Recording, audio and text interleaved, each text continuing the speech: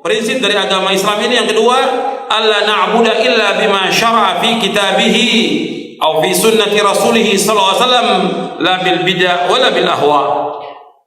Tidak boleh kita beribadah melainkan dengan apa yang telah Allah syariatkan dalam kitabnya atau yang telah disyariatkan dalam sunnah nabinya sallallahu alaihi wasallam, tidak dengan bid'ah dan tidak dengan hawa nafsu. Artinya kita wajib untuk beribadah kepada Allah menurut syariat yang ada atau yang dibawa oleh Nabi Muhammad SAW. Kita wajib beribadah menurut syariat yang dibawa oleh Nabi Muhammad SAW, bukan syariat yang lainnya, bukan syariat nabi-nabi yang lain, tidak, syariat yang dibawa oleh Nabi Muhammad SAW. Tidak boleh kita melakukan perbuatan bid'ah dan tidak boleh kita mengikuti hawa nafsu. Wajiban kita untuk ittiba. Kalau kita sudah mengatakan wa asyhadu anna Muhammadar Rasulullah, bahwasanya Muhammad utusan Allah, kita wajib untuk ittiba kepada Rasulullah SAW.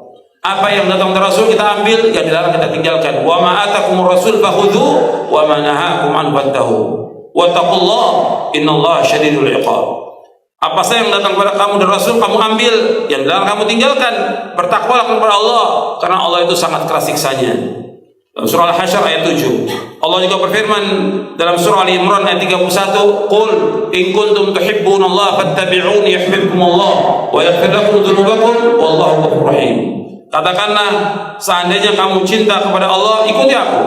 Insyaallah akan cinta kepada kalian. Allah akan mengampuni dosa kalian. Allah itu Maha Pengampun dan Allah itu Maha Penyayang. Ini dua prinsip yang harus kita perhatikan, dan kita wajib menjauhkan semua bid'ah, karena yang menyuruh untuk menjauhkan semua bid'ah adalah Rasulullah sallallahu alaihi wasallam. Wa iyyakum wa muhdatsatil umur fa inna kulla muhdatsatin bid'ah wa kulla bid'atin dhalalah. Jauhkan dari kalian dari setiap perkara-perkara yang baru, karena setiap yang baru adalah sesat. Setiap yang baru adalah bid'ah dan setiap bid'ah adalah sesat.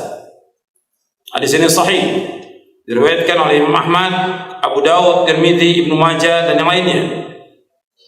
Ya, Nabi SAW menyuruh kita untuk menjauhkan semua perkara yang baru dalam agama ini, karena setiap yang baru adalah bid'ah, setiap bid'ah sesat. Yang mengatakan pertama kali bahwa setiap bid'ah itu sesat adalah Rasulullah SAW. Dalam Islam tidak ada istilah bid'ah hasanah, tidak ada dalam Islam. Nabi bersabda sallallahu alaihi wasallam, kullu bid'atin dhalalah wa kullu dhalalatin finnar. Setiap bid'ah itu sesat dan setiap kesesatan tempat di neraka. Nabi yang menyatakan demikian, bahwa bid'ah ini berbahaya karena akan merusak agama. Karena dengan dia berbuat bid'ah itu seolah-olah dia menyangka bahwa agama Islam ini belum sempurna. Yang kedua, dia seolah-olah mengatakan bahwa Nabi belum menyampaikan ibadah-ibadah yang mereka lakukan sekarang ini, sehingga mereka lakukan padahal Islam sudah sempurna. Ini menganggap apa? Menuduh Nabi apa kalau begini? Khianat. Menuduh Nabi mereka khianat. Maka nggak boleh orang mengadakan satu yang baru agama ini, karena sudah sempurna agama Islam.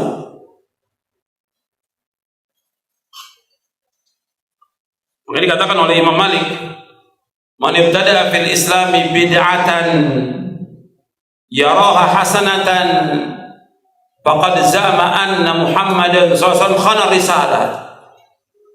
Fa inna Allah yaqul al-yawma akmaltu lakum dinakum wa atmamtu 'alaykum ni'mati wa raditu lakum al-islam dinan. Fama lam yakun yawma idzin dina falaysa al-yawma dina. Kata Imam Malik rahimahullah,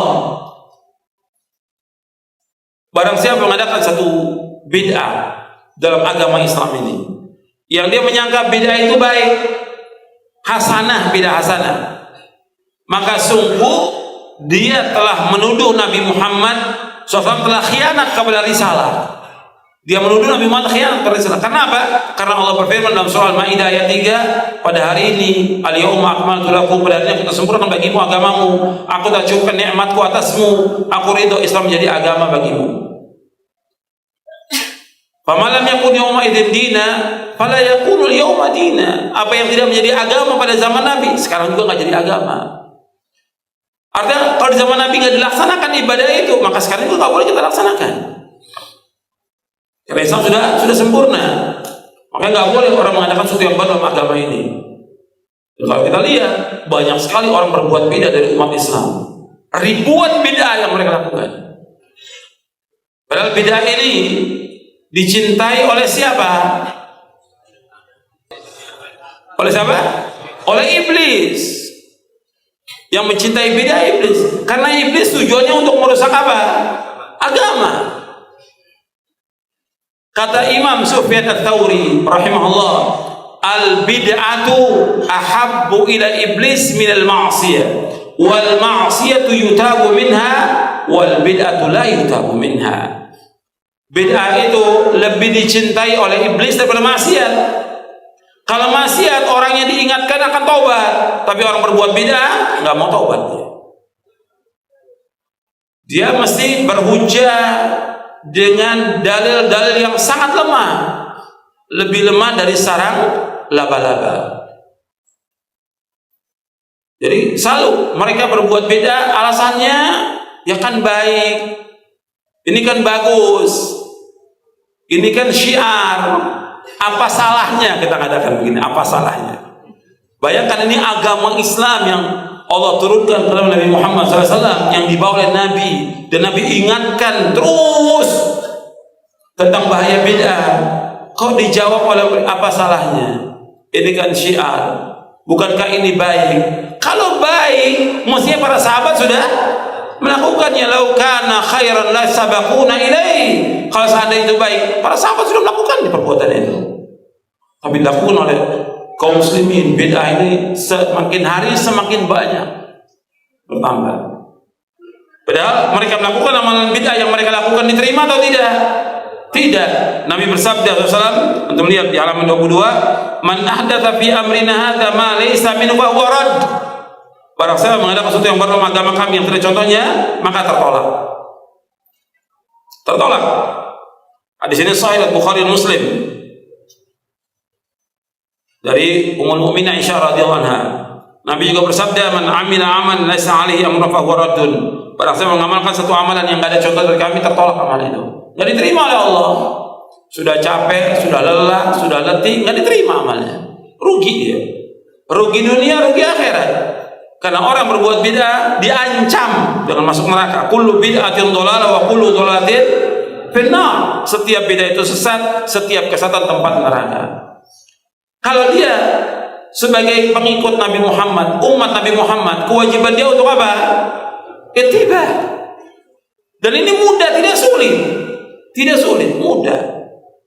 Makanya kata Al-Imam Ibnul Qayyim rahimahullah, kata beliau, kalau ditakdirkan oleh Allah Nabi Muhammad hidup di zaman kita, zaman Ibnul Qayyim, berani gak kalian untuk mengadakan yang baru dalam agama ini atau menentang?